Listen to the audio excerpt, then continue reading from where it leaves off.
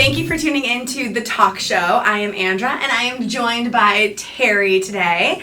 Hello, Terry. Welcome. Hello, Andra. My favorite talk show guest. So today we are going to continue the conversation we've been having around CAM training, so channel account manager training, and this is in our CAM 101 series. So walk us through what it means to really understand your partner's world. So one of the portions of this series is talking about we talked about how to become a better evolved version of a channel account manager. Now we're going to talk about how do we really understand like the DNA makeup of a partner. So let's start, Terry, share with us types of partners. There's a lot of different types of partners out there. Start there. Yeah, one of the common misconceptions that people have when they work inside of a vendor, they're so focused on their product and how their product's used and the value of their product, perhaps, that they kind of lose sight of the fact that there are different partners with completely different agendas, different thought processes, different revenue drivers, different goals and objectives. There are some partners that literally do nothing but tell people what to do. Like, advisors is what we would call them, where you would say, go into a client office and assess their situation, learn more about their unique, needs, and then make a recommendation and walk away. It's almost like a CIO or an advisor. Or pair up partner other solution providers after they give the consultation. Maybe not. Maybe they'd use their existing service provider. Sure. And you're just telling them what to do. Absolutely. A VAR would be a step further, where you're, a reseller would be a step further from an advisor, where you're telling them what to do. Hey, buy this coffee cup, and then you sell them a coffee cup. You ship it to them, and that would be a reseller. A value-added reseller would say, okay, it's a great product, but we kind of wrap around it different services or different complementary products or services that make it better. They're making it more valuable, or what's called a value-added reseller. So that's a common thing, and that business model still stands today. There's a lot of VARs out there that are making great revenue numbers, and with that business model, you have to get big revenue numbers to have net profit numbers. But anyway, they're very successful. It's still a viable business model. The straight up reseller, it's been hard to compete with Amazon or eBay or some of the other providers out there. But then from there, you can continue on and start adding more and more services, and how you offer those services changes what you are. An integrator might take that product and help you integrate it into your environment, modifying other systems, integrating it with other applications in your business, adding more and more services wrapped around it to where you become an integrator. And then you start getting into managed service providers, where it's a recurring monthly fee to help manage and support what it is you integrated. And these days, there's many different MSPs, from people who are focused on traditional infrastructure to those that are focused more on cloud. And those are cloud first MSPs or born in the cloud MSPs. So anyway, there's a lot of different resellers, and depending on how you want to slice it, you might have anywhere from 9 to 12 different types of resellers. And why it's so important is what's important to each of them is different based on what they are. If you talk to a managed service provider about the margin of selling a piece of equipment, it's really of no interest to them. That's not how they make their living. That's not what they're goaled on. They're trying to build recurring revenue wrapped around products. Right. So what you say to a different partner, how you sell your product as being a logical extension of their services, the value proposition that product brings to the partner, those are all very different based on the different types of partners out there. So before you start talking about yourself and your product and what it can do for them, understand who it is you're talking to. What kind of partner are they? Where do they get their revenue? Where do they make their money? What are their goals and objectives in terms of where they want to take their business? Maybe they're VAR today, but maybe they want to become more of an MSP. Or they're an MSP that wants to become more cloud focused. Absolutely. So it really matters the business model of the person you're talking to. And as we talked about last time, there's really only one way to find that out. It's to ask them where they want to take their business, that understands the future direction, and then ask them about their financial breakdown of revenue. That tells you where they are today. So someone might say they're an MSP, but really they're a VAR. Right. But they want to become an MSP. Right. So it's really important that you ask a lot of questions and listen and learn, so that you can tailor what you say and the value that your company brings to that partner based on what's important to them. Yep. Because a value proposition that doesn't resonate isn't really a value proposition. No, I think looking at the type of conversation that these CAMs need to be having up front.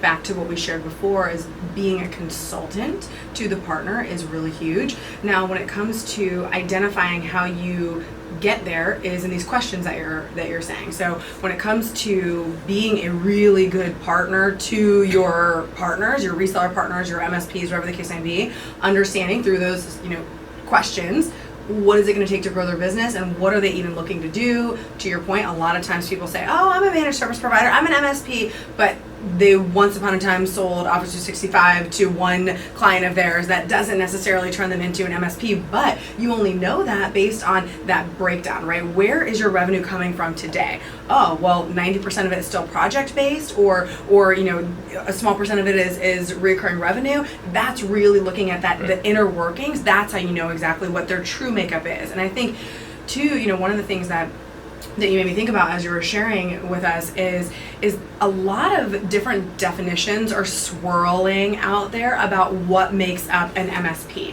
What is an MSP? Everyone says MSP, CSP, MSSP, all these acronym soups, but to really be an MSP is very, very different than being a VAR or a reseller, back to the different types. And so really understanding that growth goal that they want to hit, understanding how they want to get there, understanding their business model that goes behind that is really, really important. And so talk us through, that was what the different partners look like. That is the types of partners that are out there. Understanding, to be a great CAM, you got to understand who you're talking to and tailor that conversation. To your point, nobody wants to hear about your product or service. They want to know about how your product or service is going to make them money. So you've got to know the inner workings of the business. But now talk me through the structure of that business. So what does it look like inside those walls? A lot of CAMs out there, many of you don't know that, have never been inside of an MSP, never been in that world. Talk us through the structure. Yeah.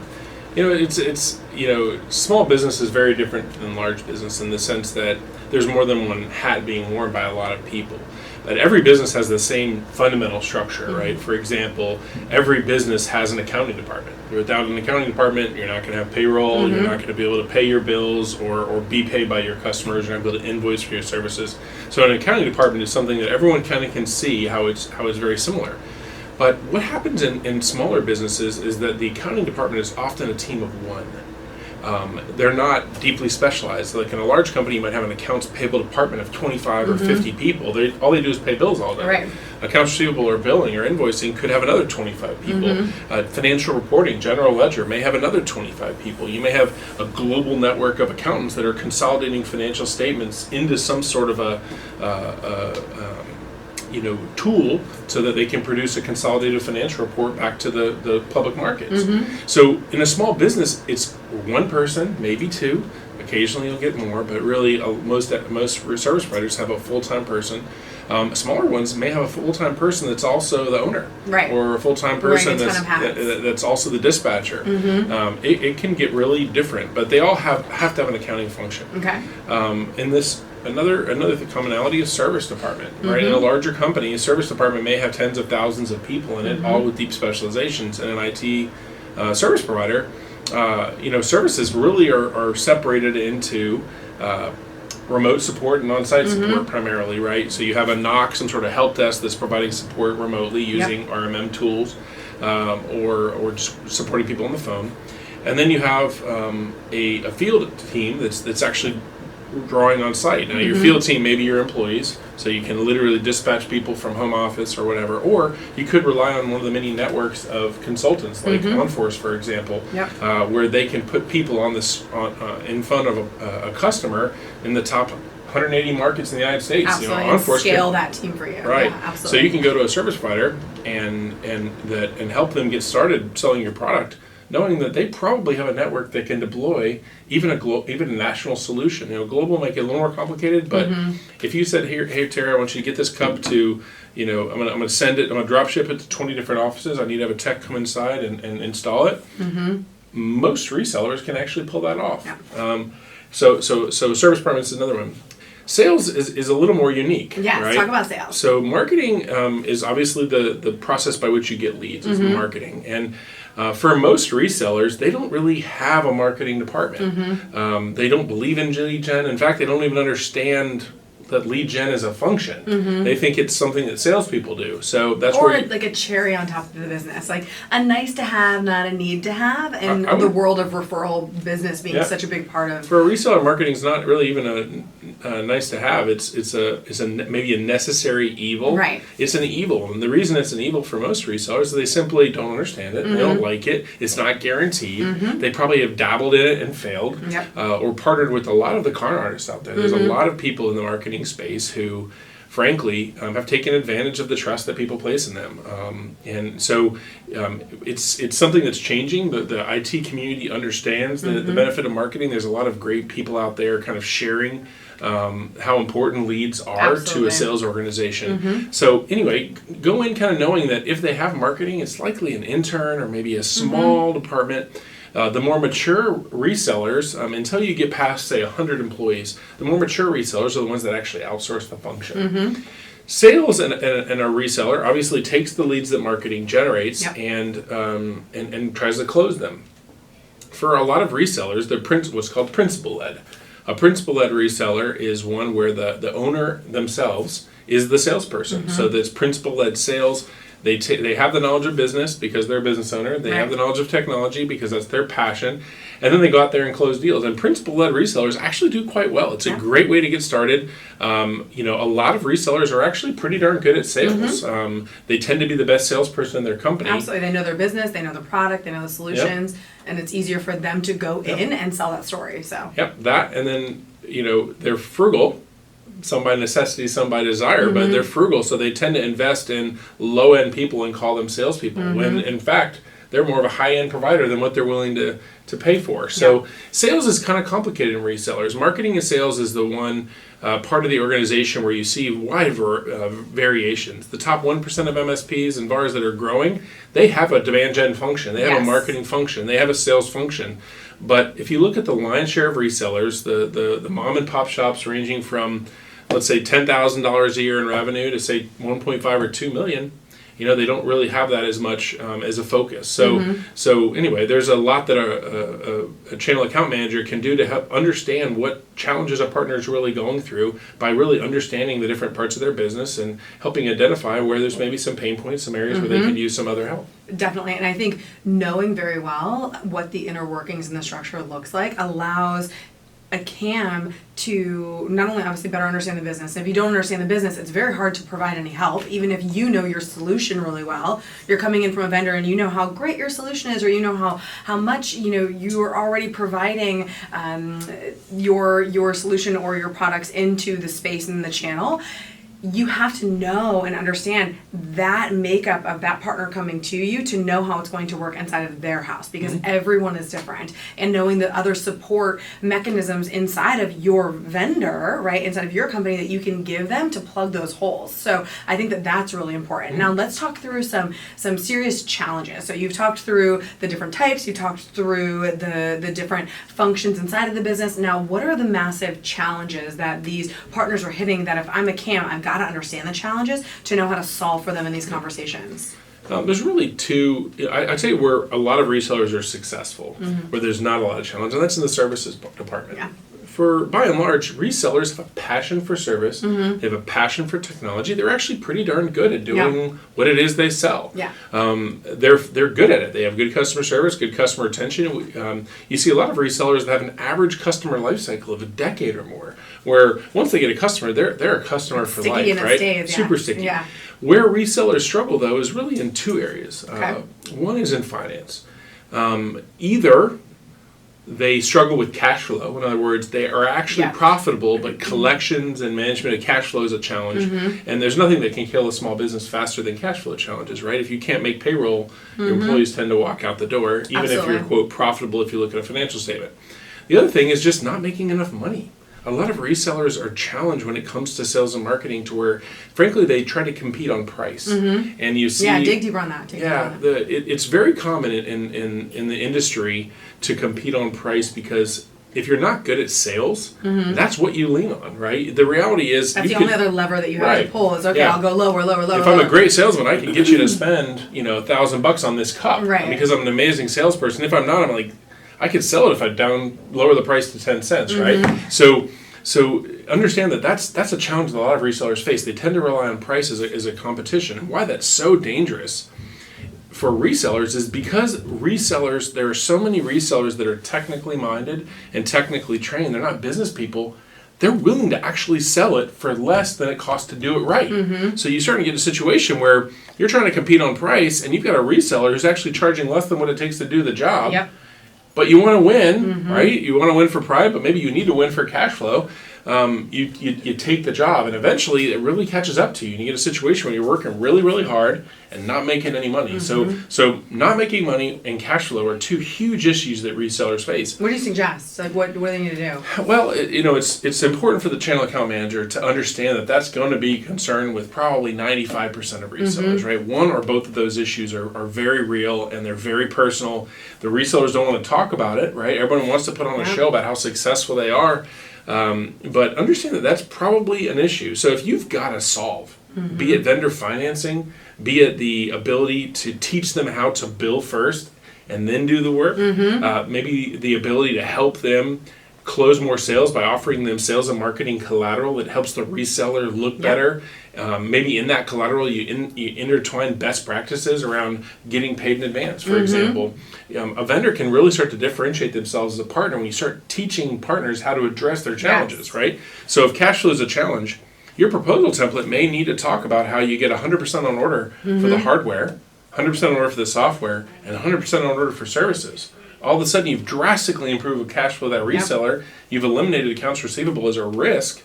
But more importantly, you've taught them how to do that. Most resellers are so afraid of asking for money. They get uncomfortable about it. And the reality is if you give them marketing and sales collateral that does it for them, all of a sudden you've really empowered that reseller with knowledge that they can use to make more money and be more successful. Well, I think one of the things, and I think this is an amazing point and often overlooked, because the worlds of being inside of a vendor and the way that world works, and as a CAM having a look at just your portion of that world and your portion of partners inside of that vendor world versus a business owner, right? It's very different to be inside of a large corporation, a large vendor, and running your part of that large machine versus the world that these MSPs live in and day out, where they're wearing a ton of hats. They are worrying about cash flow. They've got to figure out how to do things that they aren't necessarily naturally good at. And if these channel account managers can get up to speed and try to see the day in the life of the MSP from their view, and some of these nuggets that you're sharing are priceless, because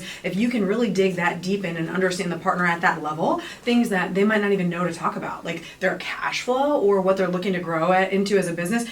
Many CAMs go into it going, okay, great, how can I get them to buy this? Like, that's all I care about. Like, how can I pitch this solution? How can I sell this? But what you're sharing is, look, dig like a little bit deeper, and that as a CAM is what's going to differentiate you as that amazing backbone to your partner base that will enable you to sell more through them. Right. So I think that's wonderful, wonderful advice. Cool. And so we talked a lot about finance, and that's definitely a huge one. Yeah, give me more challenges. Teach them how to make money is another part of finance. Don't assume the reseller makes any money. Yeah, don't assume they even know how to make money. Yeah. Teach them. Teach them business models. Teach them how to wrap services around your software and hardware. Teach them how to provide recurring services. Teach them about maybe the community of integrated products and related products that you can bundle into creating a more valuable product or service that the reseller can sell. Anything you could do to make the customer more money is always going to be a positive. Do not assume that the reason your partner is not selling your product is because of the product itself. That is an erroneous assumption. You really want to create products and teach people how to make money selling them, give them the confidence they need to bring it to market, and teach them how to make money. And that's, anyway, finance is a huge thing. Another area where resellers tend to struggle is in lead generation, right? They struggle at getting leads. It's not because they don't want to sell it, they just don't have anyone to sell it to. They can go after their current customer base, but for a small reseller, that might be 20 or 30 prospects. So if they all have coffee cups, they need to go elsewhere to find an opportunity to sell your coffee cup. So you want to teach them how to get leads. Don't just give them leads. Don't create an increased dependency on you as the source of leads. You might want to do a make it, take it, right? For every lead you close, I'll give you a new lead. Or for every lead you get yourself, I'll give you a new lead. get them into the mode of teaching them how to generate leads and teaching them how to close sales instead of becoming more and more dependent on you as a vendor. The reality is that if you can increase the size of your sales army, which is why you buy a channel, why you have a channel, Absolutely. you're increasing the size of your sales army, you're going to have an impact. There's no question. But if you can also increase the size of your marketing army, your lead generation army at the same time, well, then you have something. Then you're really magnifying sales and you're multiplying what any reseller could do for themselves. And more importantly, perhaps, you're actually doing right by the reseller. You know, if they're struggling in their business to make money and to grow and to achieve their goals, and you can help them do that by selling your product, you're making the world a better place. You're making a difference for that reseller, and they're never going to forget that. If you're the partner who came in and taught them how to make money by getting into cloud or managed services, or taught them about recurring revenue, taught them about bundling, talked to them about maybe getting money in advance of projects to improve with cash flow, you're all of a sudden not just their friend, not just someone they like doing business with, but you become a trusted advisor. And you can later leverage that position of strength to get them to maybe represent a new product or a new service you want to offer. Because at that point they trust you and they know that your guidance is coming from a place that's looking out for them first. So back to this partner first mentality that is so incredibly important, because that's what it's all about. One of the things I'll add to what you were just mentioning is that all too often, as whether it's a CAM or other roles that surround these partners, you can't assume that partners know everything that you have to offer them too, from a sales and marketing perspective, from a vendor. So don't assume that your partner base even knows everything you can provide to them. So they don't always. And you have to remember that as a reseller or a VAR or an MSP, you're not the only vendor that they're representing. So they've got lots of vendors. So you need to make it not only a relationship of being a trusted advisor, looking out for their whole business, right? And making sure that you're making it very easy for them to interact with you and understand all of the things that you have to offer them to help with sales and marketing. Just making it a very easy relationship is what they need, because they're dealing with so much back at the office that they need someone that when they're calling you, you are offering that value and you're offering those tips and you're offering that business know-how, not just that you're pushing your product, because that's the quickest way to get them to ignore that phone call. So yeah, you want them to want to take your call, to want to meet with you, to want to talk about whatever you want to talk about. And to do that is to resonate with them on other areas, make a difference in their life, make a difference in their business, leave them better for every interaction that you have with them. Leave them better than where you found them, you know. And it's not all about selling your product or service. Sometimes it's about caring about them as a person. It's caring about their business, teaching them how to make money, teaching them how to be successful, teaching them how to achieve their dreams. So you'll see a lot of the more evolved channel account managers are pivoting themselves from that product-centric, me, my product, my KPIs, my goals, my quota, to let me help you be successful. Absolutely. And if you do that, you'll be more successful selling my products too. But I care about you. And I want you to understand that I genuinely care and I can add value. And that working with us is bigger than just the product. You can get a coffee cup from 1,000 different places, but there's only one me. I am a point of differentiation as that strategic, as that evolved channel account manager. I can make a difference. I can make a difference. And frankly, as a channel account manager, it's also way more fun. It's way more fun and way more rewarding. If you leave every day and just the highlight of your day is that you sold 1,000 coffee cup, you're going to go home on Friday after a long week at work and have a certain sense of satisfaction. But if you helped someone put their kids through private school, or helped get their business to the level of revenue and profit that's required to sell the dream they had for their life, to fund their retirement or to hand it down to their kids, the satisfaction you get from your job is exponentially greater. You're going to want to come to work every day. You're going to have more fun. You're going to add more value, and you're going to make a bigger difference. So that when you see that, when you run into that partner at the mall or maybe at a conference, it's not just a handshake, it's a hug. Yeah, absolutely. Right? Absolutely. Now, any other last challenges you want to chat through? For resellers, I think those are the main ones. The last thing I'll say is as a small business owner, there's very little separation between business and home. Understand that they're human beings, just like you. They're business owners, and you might have this perception that business owners make a lot of money. Well, guess what? Most business owners don't. Most business owners struggle. They're struggling to make payroll. That's not truth, but yeah. Right? It's a reality. So understand that there are humans there. Be empathetic. Be interested in them in their personal life. Understand that they want to create great lives for their employees. So just talk to them about them. about their personal life and what makes them special. Talk to them about their dreams. If you get that information and you document it in your CRM, you can leverage that later on. You can actually care and say, Andra, your husband's amazing. How is he doing at work? Yeah.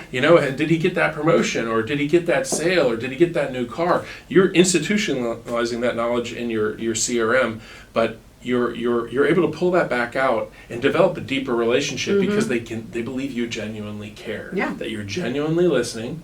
And if you listen to people, they're more likely to listen to you. No, I would totally agree with that. And I think, when it comes to deepening that relationship, and we talk about that it's all based on relationship, like that's just the deal. You need to have real relationships because these are real people, and you need to really help them and add that value, or else it's pointless. Right. And I think the, tagging into what you're mentioning as far as understanding things around their business and knowing where they're coming from. I mean, it's very different to walk a step in the shoe of someone that's inside of a vendor and walk a step in a shoe of someone that's inside of an MSP. Yep. And I think that understanding both sides of that is so crucial. One of the last things I'll mention too that you made me really think of is inside of knowing what you have to offer as not only internal at your vendor. So what if I'm a CAM inside of a vendor, what offerings has my business built out to help the MSP? The other thing is understand who else your vendor has partnered with that can help your MSP. So if your vendor has strategic relationships, you need to be very well aware of all those strategic relationships and what they bring to the table for that partner, so that once you understand that internal business dynamic at the partner, once you understand what their growth goals are, even if you're not the one helping them inside of your vendor offerings, like you don't have that collateral or whatever it is, you're helping them as much as you can, but you know of other partnerships they have. Maybe it's a finance partner that they paired up with. Maybe it's a sales and marketing partner. Whatever it is that you're giving those suggestions. So I think that's awesome. Give me one last bit of advice before we run. Last bit of advice. Yeah, just one quick nugget. Do the right thing. Okay. Do the right thing by your partners, and they'll do the right thing by you. Absolutely. Thank you so much for joining us, You're welcome. Terry, and we will talk to you soon.